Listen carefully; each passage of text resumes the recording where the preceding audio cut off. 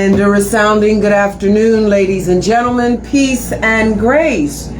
Peace and grace, ladies and gentlemen. How are you? What a beautiful Saturday afternoon. It is July 27th, 2024. And I'm Rachelle Wilson. That's right, I'm back.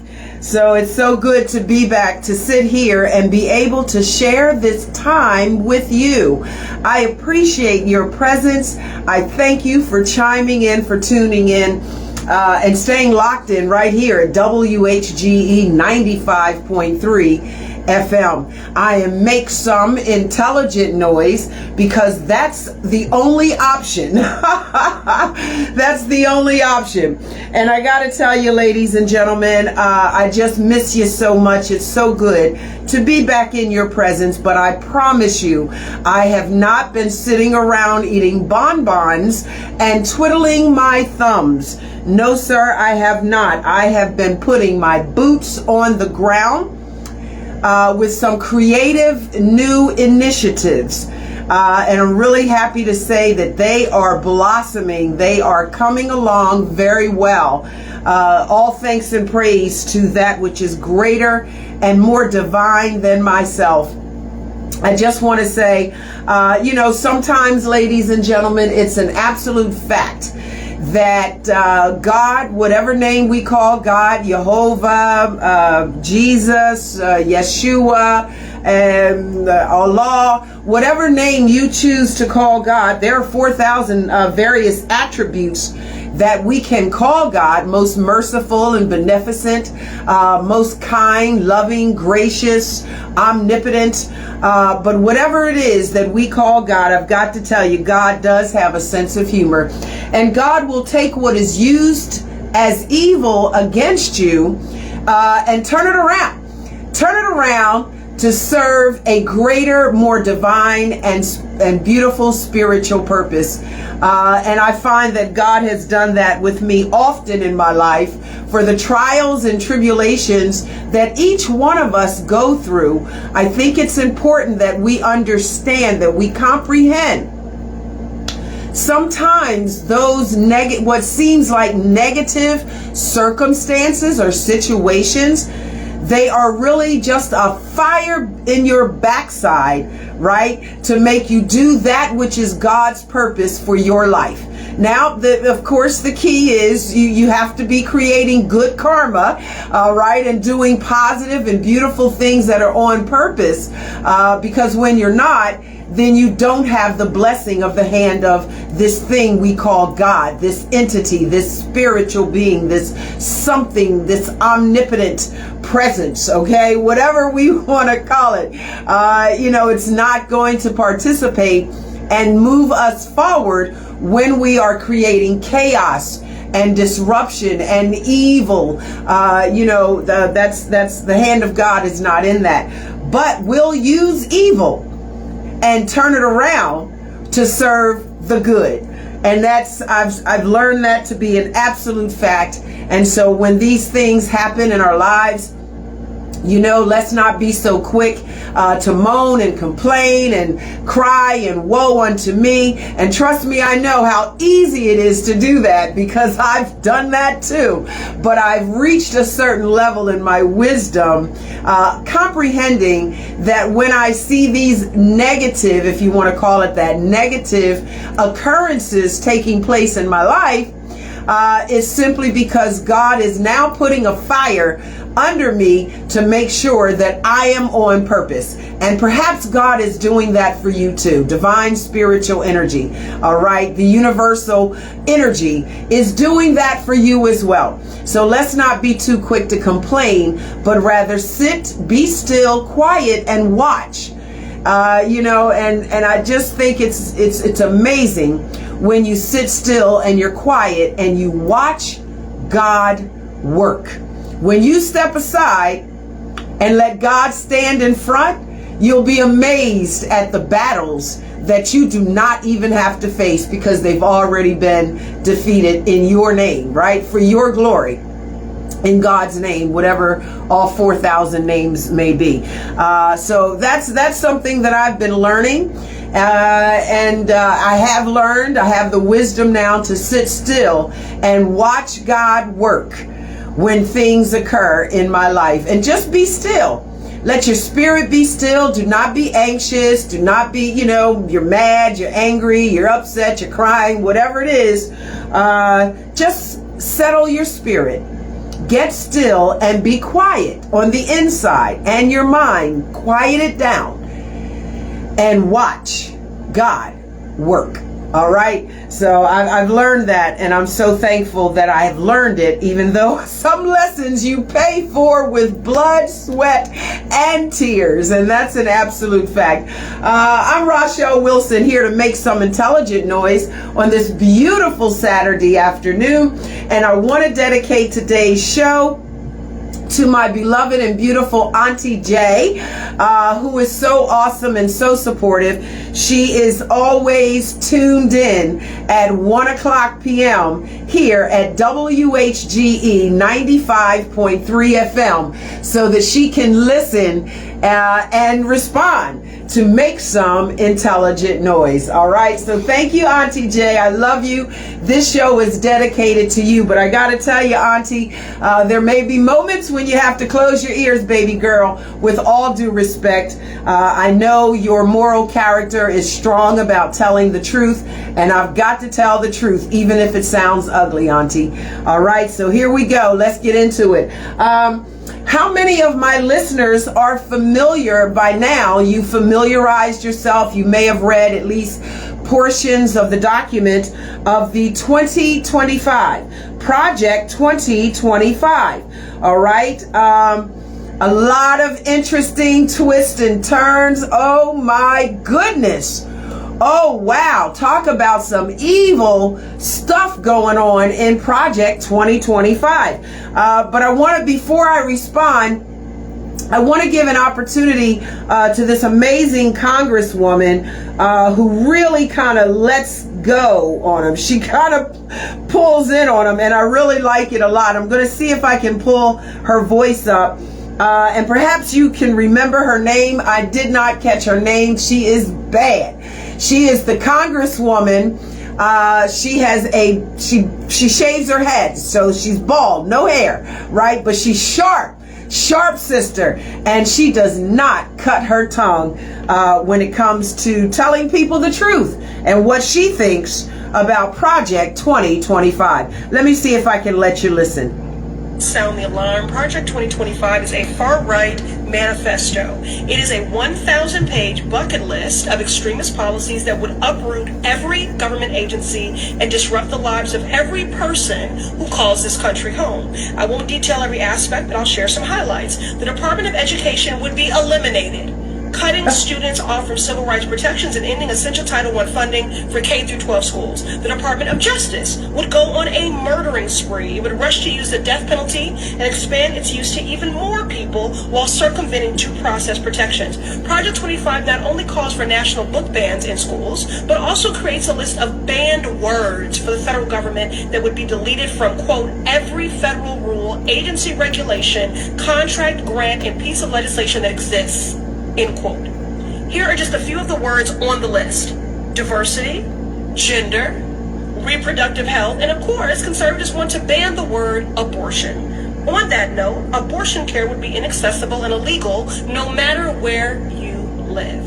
Take it from them. On page 6 of its playbook, Project 2025 states, quote, the Dobbs decision is just the beginning, end quote. Just the beginning, ladies and gentlemen. If you know that senator's name, please let me know. I am going to do a Google search and look for her. The sister is bad. You hear me? She is bad. And she does not cut her tongue, but she's so classy when she does it. I just absolutely love her. That little clip that I played to you, I found that on the TikTok platform. Scrolling through TikTok, and I found the sister giving them the business. She was sitting in her Congress chair and giving Congress the business on Project 2025. If you were able to hear that, you heard her say the Department of Education would be basically eliminated. The Department of Justice would go on a murdering spree with the death penalty. And don't forget, the president would then be unavailable for any type of criminal justice charges. All right, we would never be able to charge the President of the United States with a crime if Project 2025 is successful. If it manifests, all right, it's here, but will it be voted in? I guess that'll be, a lot of that will be impingent upon who we the people vote into Congress, who are going to pass or deny, reject Project 2025. All right, so, you know, doing away, pretty much eliminating the Department of Education. What does that say for us in schools? What does that say about our children getting a qualified education? I mean, we're fighting as it is to make sure that our graduates, our 12th grade graduates, are reading on a 5th grade level. All right, we're fighting just to make sure that they can read on a 5th or 6th grade level, and they're about to graduate from high school. Some of our children, our youth. All right, so what happens if we eliminate the Department of Education? Again, let's look at the words, the language. I always pay attention to the language, the words that are being spoken. If you are like me, you like to study the etymology of a word. Don't just talk words you don't know where they came from. Study the etymology of words and be mindful of the words that you put out of your mouth, because they will have a karmic comeback, a boomerang. All right, so if you're cursing people and talking bad over their lives, don't be surprised when that exact curse that you put on someone else now circles back to you or someone in your family or someone that you love. All right, so be mindful of the words that you use, but listen to the language that this Congresswoman used, that they're going to eliminate from things like scholarship funds and black, you know, historically black universities.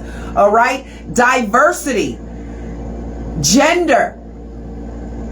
Okay, and these are just some of the words. Reproductive rights. If you're eliminating that language from our Bill of Rights, from our humanitarian rights, what are you saying? Now, I may not be just that girl who believes that everything that people say is right today in 2024 is absolutely right based on my knowledge and the way I was raised and, you know, the books that I've read. Excuse me, I'll have to agree with Bishop Gibson. A lot of things that people are saying is right and is acceptable today amongst us as a society, it is not right according to that which is a higher divine energy, a universal principle. It is not right. It is wrong. Absolutely unacceptable. And those who think it's right or who follow it as being right, they will deal with the consequences of that when the time is appropriated. But in America and all over the world in 2024, many things we say is okay, it's acceptable, and you better not say anything against what we find acceptable, okay? But those things that we're accepting that we say is okay and it's right are not right according to almost every holy book or doctrine of spirituality or whatever it is that you study. Now some people will call it dogma, but when you've got 4 or 5 and 6 different religious or spiritual entities saying the very same thing, it can't all be dogma. There's got to be some level of truth in there somewhere. That's my rationale. Somewhere there's some level of truth in all of that, even if you have to peel back the layers to find it. We've got 5, 6, 7, 8, 9, 10, 20 different spiritual doctrines that say things that we're doing in 2024 are not right. But we're doing it. But it's not right. But we're doing it. Okay? Not cool.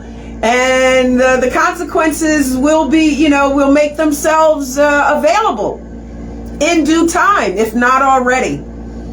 All right? So, but taking the language away from our legal documents, legal and spiritual documents obviously are not the same documents. But our legal documents are what give us many times our rights to practice our spiritual documents or doctrines.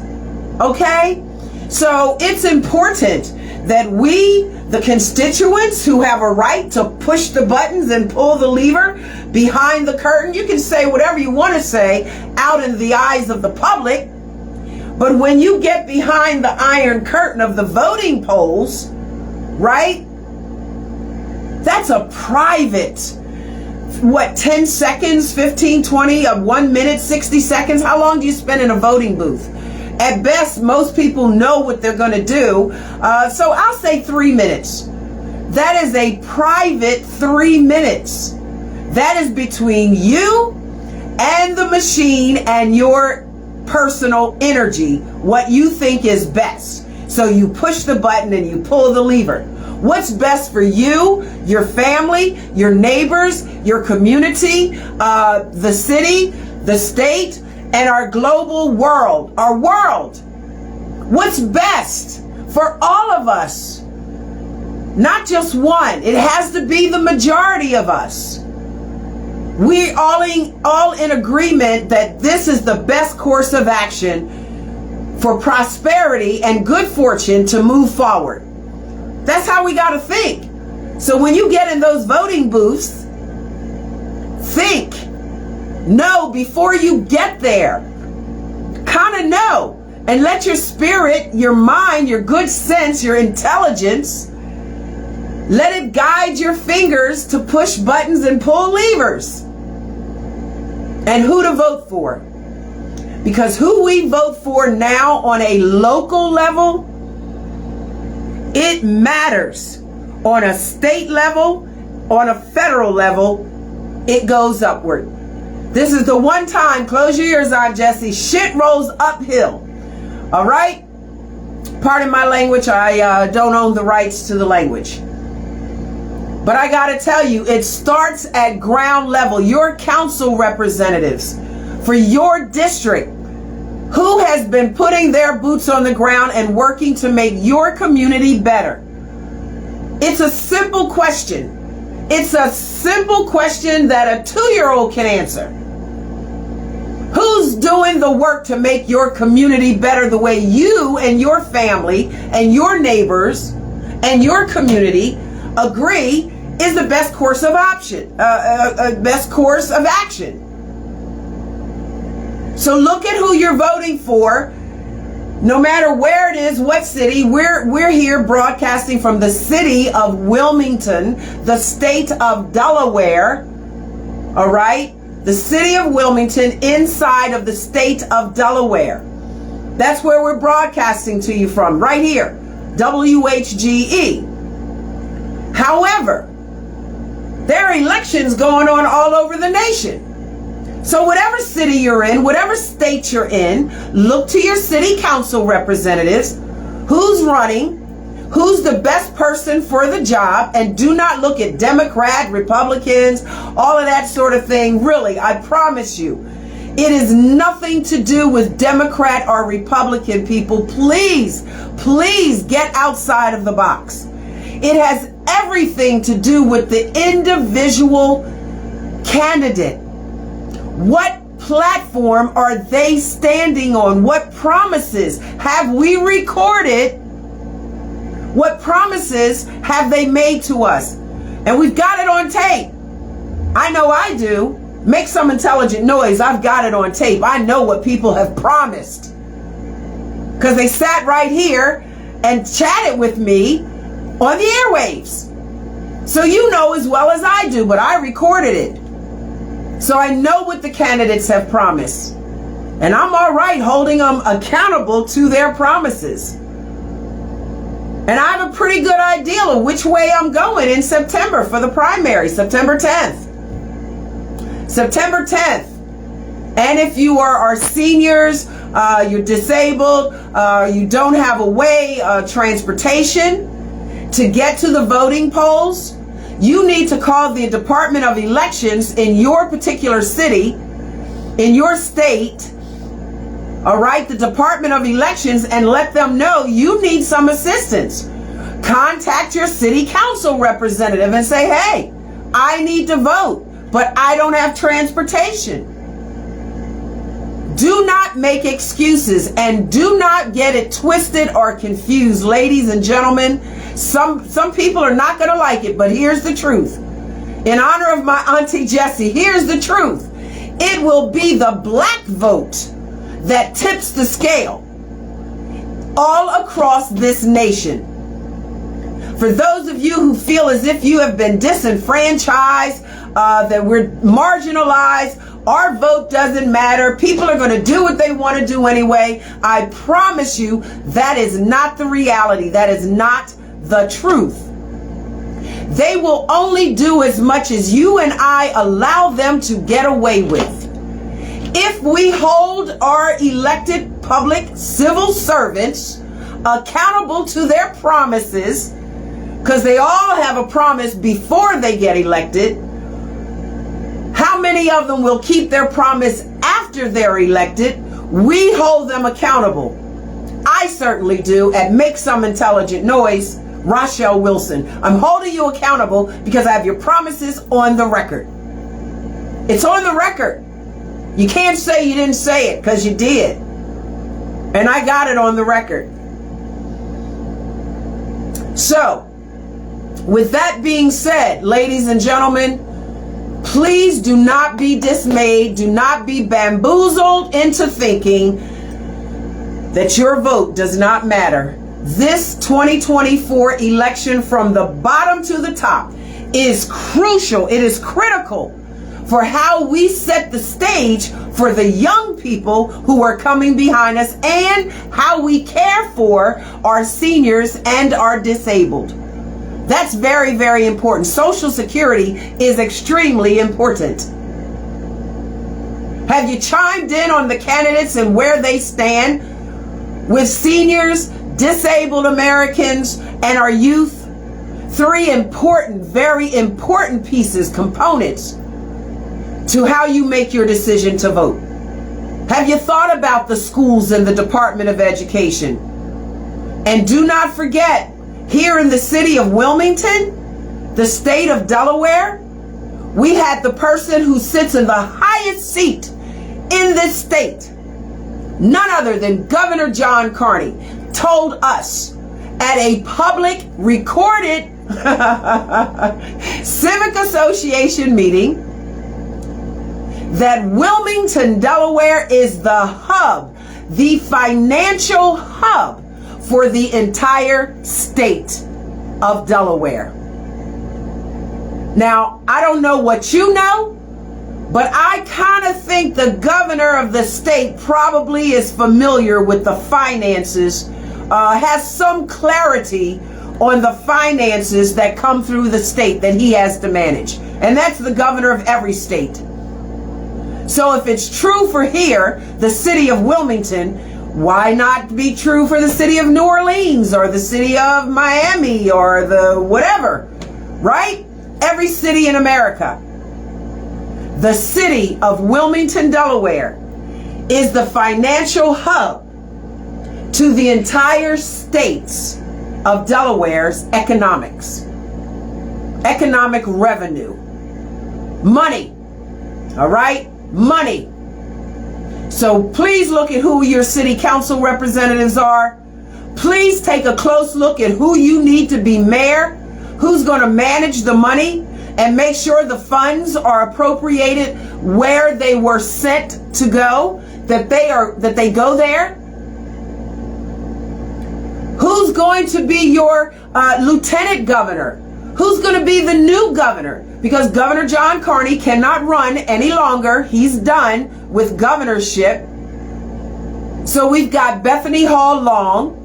Dr. Bethany Hall Long is our current lieutenant governor for the state of Delaware. She's running. And Newcastle County Executive Matt Meyer is also running for that same seat. Which one of them believes in the same core values that you believe in? Which one of them is the right one to move this state forward? Lieutenant Governor Bethany Hall Long or Newcastle County Executive Matt Meyer? Which of those two people has the most experience, the same ideologies or core values that we the people have?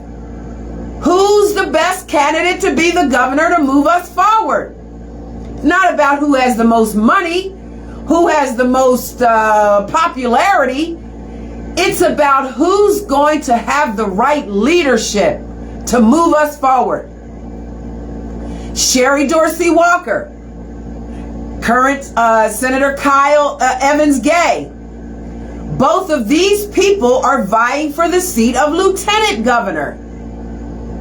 If anything happens to the governor, the lieutenant governor immediately steps into that position and continues to move us forward. Who's going to do that? Kyle Evans Gay or Sherry Dorsey Walker? Have you chimed in on the issues? Okay, so these are all of the things that here in the state of Delaware, those names are attached to the state of Delaware and the city of Wilmington. For mayor, we've got Velda Jones Potter, and Governor John Carney is stepping down to run for the mayor for the city of Wilmington. Who's going to lead us forward into prosperity? Who's not going to violate our rights, but at the same time, we cannot keep doing wrong things and accepting them as right things. So there's got to be a compromise somewhere with all of the names that I've named here today. And there's more. There are more names. Newcastle County executive. Who's going to be the Newcastle County new executive? Matt Meyer won't be in that position. Will it be Marcus Henry? Who's the other person running for Newcastle County president? Is that Karen Hartley Nagel? I believe it's Karen Hartley Nagel. Check me. You can fact check me on that and make sure I don't have that twisted up. A lot of names to keep in my mind as a journalist. Right off the top of my head. I'm not reading from notes or papers today. This is all within my own mental intelligence, my intellectual property. And this is my intellectual property. I am Rachelle Wilson, and no one else owns the rights to my words and my thoughts, my actions outside of myself. Me, myself, and I, we own them. Any plagiarism of them, you are subjecting yourself to a lawsuit. They belong to me, and no one else can use it. No one else is responsible for it. Just me. But I gotta tell you, ladies and gentlemen, I've got some great shows that are coming our way, and we're gonna talk to some of our political candidates, give them one more shot, 15 minutes. It's a lot of people that I've got to get here on air, and so that's a lot of work. And again, I haven't been on vacation, but I've been on vacation. Working on some very important project initiatives for Make Some Intelligent Noise. I have not been twiddling my thumbs. And at the divinely appointed time, I will share with you, but this is not that time. But I will tell you very soon and very soon, I will have a plethora of candidates who are joining me for an additional 15 minutes before September 10th. All right? So I'm going to be getting them in. And I'm working on that while I'm also simultaneously working on my other initiatives.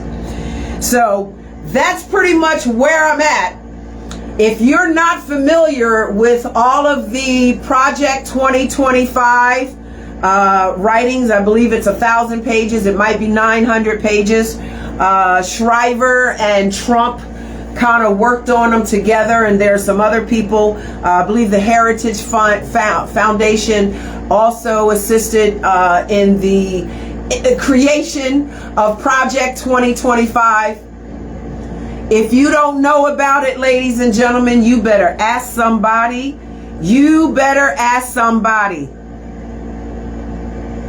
You better ask, because I'm telling you right now, Project 2025, if you are not in the group of the elite millionaire club, Project 2025 is not advantageous for you or to your family. I haven't read all 1,000 pages, but I've done some pretty good research on it. I've been Googling it. I've been talking to other people, getting their thoughts and insights. See, that's the good thing about not being, I'm not a college graduate. I flunked out, right? Because I was doing other things, life things. So I missed the college thing. But I have enough sense and enough good wherewithal to associate myself with people who have letters behind their name, people who have positions and titles, who have college degrees and educations, all right? Those are the people I rub shoulders and bump elbows with, because every time I engage them, I'm learning, I'm elevating myself mentally and intellectually. So I can go from the Hoe House to the White House. I can have a conversation with you, I promise, because I know all of those trends and everything in between. But I'm telling you, ladies and gentlemen, Project 2025 will not be conducive or advantageous to you or your family if you are not in that, 3 to 5% of elite millionaires. It's not going to work. But you do the research. Don't take my word for it. You look it up for yourself. I'm Rachelle Wilson, and as always, I am here to make some intelligent noise. Not coming at you with the okie doke, and don't come at me with the okie doke, because I know the difference between rain and urination. All right? I know the difference. So I'm not giving you any okie doke. I'm making some intelligent noise because I love you, I appreciate you, and I am so thankful that you will chime in and spend this time with me, that we can converse this information together. And I just want to say peace and grace. Rosemary Elwood, peace and grace, sis. Tracy Brown, how you doing? What have I got? Matthew Morris, what's up, Matt? Jonathan Tate, hey baby. I've got Cynthia, how you doing, Cynthia? Robert, yes, Hotep, brother. And CC Wright, how you doing? I appreciate you so much. Mwah, mwah, mwah. I hope you have a wonderful and blessed and beautiful, positive energy and good karmic energy day. Be good to other people. Watch the words that you speak out of your mouth. Karma, be mindful. And be good to yourself and to others. I love you, and God loves you as well. Peace and grace. Enjoy your day.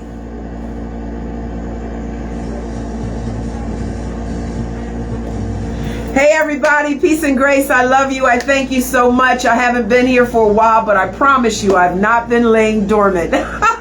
You know me. If you know me, you know I'm putting my work in, all right? So I'll share with you very soon about some new project initiatives from Make Some Intelligent Noise. Have a great day. Love y'all.